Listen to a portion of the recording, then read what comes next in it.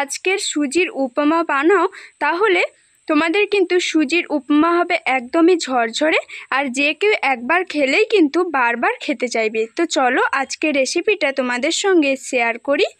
তো রেসিপিটার জন্য আমি প্রথমে একটা কড়াই বসিয়ে একটা বাটি মাপ করে নিয়ে নিচ্ছি 1 বাটি সুজি। তো তোমরা তোমাদের পরিমাণ অনুযায়ী অবশ্যই এখানে সুজিটা নিয়ে নেবে। সুজিটাকে আমি নাড়াচাড়া করে ভেজে নেব। তার আগে সুজির মাঝখানে একটু এইভাবে জায়গা করে নিচ্ছি। সুজির মাঝখানে এইরকম একটু জায়গা করে নিলাম। আর এখন নিয়েছি আমি 1/2 চামচ মতো ঘি। আমি এখানে 1/2 চামচ ঘি দিলাম। ঘিটা গলে গেলে এই ঘিয়ের সঙ্গে আমি সুজিটা খুব ভালোভাবে মিশিয়ে নেব। তো আমি এখানে ঘি দিয়েছি, তোমাদের হাতের কাছে যদি বাটার থাকে তাহলে তোমরা বাটারও এখানে অ্যাড করতে পারো। তো এখন সুজি আর ঘিটাকে আমি একসঙ্গে মিশিয়ে খুব ভালোভাবে 2 থেকে 3 মিনিট মিডিয়াম আঁচে ভেজে নেব। এখন আমি এই সুজিটাকে ভেজে একটা পাত্রের মধ্যে নামিয়ে নিয়েছি। এখন চলে যাব মূল রান্নায়। কড়াই একটা বসিয়ে তাতে বেশ কিছুটা পরিমাণ সাদা তেল দিয়ে 1/2 চামচ দিয়ে দিলাম গোটা জিরে। জিরেটাকে তেলের মধ্যে একটু নাড়াচাড়া করে একদমই ছোট ছোট করে কুচনো রসুন এখানে দিয়ে দেব। রসুনটাকে আমি তেলের মধ্যে 2 থেকে 3 মিনিট একটু নাড়াচাড়া করে নেব। তার আগে এখানে অ্যাড করে দিতে হবে রসুনের মতোই একদম ছোট করে কুচনো আদা। আদা রসুনটাকে তেলের মধ্যে আমি ততক্ষণ ভেজে নেব যতক্ষণ না এদের কাঁচা গন্ধ যায়। এখন এগুলো আমি মোটামুটিভাবে তেলের মধ্যে একটু ভেজে নিয়েছি। এইবার আমি নিয়েছি কিছুটা পরিমাণ কুচনো পেঁয়াজ, আর পেঁয়াজগুলোকে আমি একটু লম্বা লম্বা আর বড় বড় সাইজ করে কুচিয়েছি। এখন পেঁয়াজটাকে আমি তেলের মধ্যে 2 থেকে 3 মিনিট নাড়াচাড়া করে নেব। তার আগে অবশ্যই এখানে দিয়ে দিতে হবে কারি পাতা। তোমাদের হাতের কাছে যদি কারি পাতা না থাকে তাহলে কি তোমরা এই রেসিপিটা বানাবে না? অবশ্যই বানাবে, তবে হাতের কাছে যদি কারি পাতা না থাকে তোমরা চাইলে নাও দিতে পারো। এখন এই সবগুলো মশলাকে আমি তেলের মধ্যে খুব ভালোভাবে ভেজে নিয়েছি। এইবার এখানে অ্যাড করে দেব একদমই ছোট ছোট করে কুচনো গাজর। একটু বেশি করেই গাজর দিলাম। আর দিয়ে দিচ্ছি 3টে মিডিয়াম সাইজের টমেটো। টমেটো আর গাজরকে আমি একদমই ছোট ছোট করে কুচিয়েছি। এখন টমেটো, গাজর আর মশলাগুলোকে একসঙ্গে খুব ভালোভাবে মিশিয়ে নিলাম। এইবার এখানে দিয়ে দিচ্ছি গাজরের মতোই একদম ছোট ছোট করে কেটে রাখা আলু। তো এখানে সবগুলো সবজিই কিন্তু ছোট ছোট করে কাটতে হবে। আর দিয়ে দিচ্ছি কিছুটা পরিমাণ কুচনো কাঁচা লঙ্কা। আমি এখানে অল্প কাঁচা লঙ্কা দিলাম, কারণ এটা আমি বাচ্চাদের টিফিনের জন্য, স্কুল টিফিনের জন্য বানাচ্ছি, এই কারণে আমি অল্পই এখানে কাঁচা লঙ্কা দিলাম। এখন সবগুলোকে আমি খুব ভালোভাবে নাড়াচাড়া করে নিয়েছি। এইবার দিয়ে দিচ্ছি 1/2 চামচ মতো হলুদ গুঁড়ো। তোমরা চাইলে এখানে হলুদ গুঁড়ো নাও দিতে পারো, কালারের জন্য আমি হলুদটা এখানে দিলাম। হলুদটা দিয়ে আবারও নাড়াচাড়া করে সব কিছুর সঙ্গে খুব ভালোভাবে মিশিয়ে নিলাম। এইবার এখানে অ্যাড করে দিতে হবে স্বাদ মতো লবণ। তো তোমরা কে কীরকম লবণ পছন্দ করে সেই রকমই কিন্তু এখানে লবণটা দিয়ে দিতে হবে।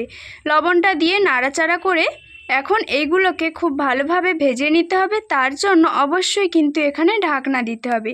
আর ঢাকনা দিয়ে এটাকে 2 থেকে 3 মিনিট মিডিয়াম আঁচ করে ভেজে নিতে হবে। ঢাকনাটা আমি খুলে নিয়েছি, আর এগুলো আমার মোটামুটি ভাজা হয়ে গেছে। আর এগুলো ভাজতে ভাজতে সবজিগুলোও কিন্তু খুব সুন্দরভাবে সেদ্ধ হয়ে গেছে। দেখো গাজর, আলু, টমেটোগুলো গলে গেছে, সব কিছুই খুব সুন্দরভাবে সেদ্ধ হয়ে গেছে। এইবার আমি এখানে দিয়ে দিচ্ছি ভাজা বাদাম। আমি আগে থেকে কিছুটা বাদাম ভেজে রেখেছিলাম, সেই বাদামটা এখানে দিয়ে দিলাম। তোমরা চাইলে এখানে কাজু, কিশমিশও বা যে কোনো ড্রাই ফ্রুটস অ্যাড করতে পারো। এইবার এইদিকে আমি একটা কড়াইতে জল বসিয়ে দিয়েছি। জলটা আমি পরে কাজে লাগাবো, সেটা তোমাদের বলে দেব আমি জলটা কী জন্য এখানে বসিয়েছি। এইদিকে আমি সব কিছুকে মোটামুটি ভেজে নিয়েছি। এখন আমি এখানে অ্যাড করে দিচ্ছি ভেজে রাখা সুজি।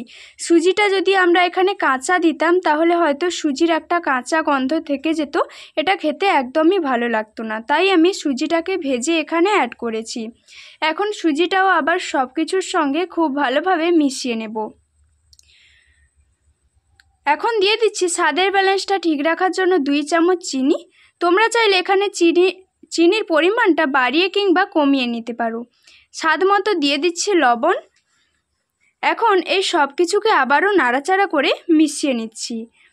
তো আমি আজকের যেইভাবে এই সুজির উপমা বানাচ্ছি সেইভাবে যদি তোমরা সুজির উপমা বানাও তাহলে তোমাদের উপমা হবে একদমই ঝরঝরে। এখন আমি সেই উষ্ণ গরম জল এখানে দিয়ে দেব 2 বাটি। আমি যেই বাটি মেপে 1 বাটি সুজি নিয়েছিলাম সেই বাটি মেপেই কড়াইতে বসে থাকা উষ্ণ গরম জল 2 বাটি দিয়ে দিলাম।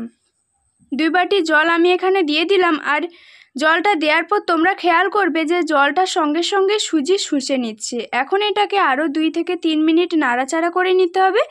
নাড়াচাড়া করলে তখনই তোমরা দেখবে যে সুজিটা একদমই ঝরঝরে হয়ে যাচ্ছে। এখন আমার রেসিপিটা পুরোপুরি তৈরি। আমি ওপর থেকে কিছুটা পরিমাণ ধনেপাতা দিয়ে দিলাম। এইভাবে 2 থেকে 3 মিনিটের মধ্যে জলটা দেওয়ার পর আমাদের সুজির উপমাটা তৈরি হয়ে গেল। কত তাড়াতাড়ি তৈরি হয়ে গেল। এই রকম হাতে কিছু সময় রেখে তোমরা যদি সুজির উপমা খেতে ইচ্ছে করে বানিয়ে ফেলতে পারো। এখন আমি সুজির উপমাটা পরিবেশন করে দিচ্ছি। আর কতটা ঝরঝরে হয়েছে দেখো, একদমই ঝরঝরে। যে কেউ একবার খেলে কিন্তু বারবারই খেতে চাইবে। আর স্কুল কলেজে কিংবা বাচ্চাদের টিফিনেও তোমরা চাইলে এই সুজির উপমাটা বানিয়ে খেতে পারো। কতটা ঝরঝরে হয়েছে আর ভীষণই টেস্টিও খেতে হয়েছিল। তো বন্ধুরা, তোমরা যদি আমার এই ভিডিওটা ফেসবুক পেজ থেকে দেখো অবশ্যই পুতুল ফ্যামিলির পেজটাকে ফলো করে লাইক কমেন্ট করে পাশে থাকবে।